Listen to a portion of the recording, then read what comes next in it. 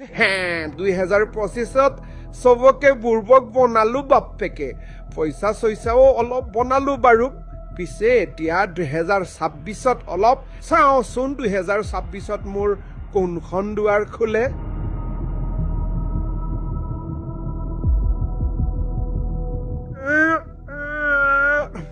সেইখন ঠেলি চোৱাচোন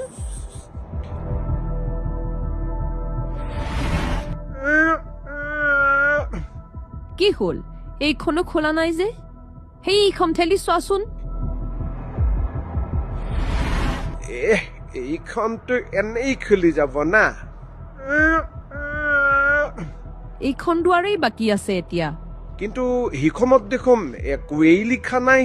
এতিয়া চোন আন বিকল্প একোৱেই নাই এইখনতে চেষ্টা কৰাচোন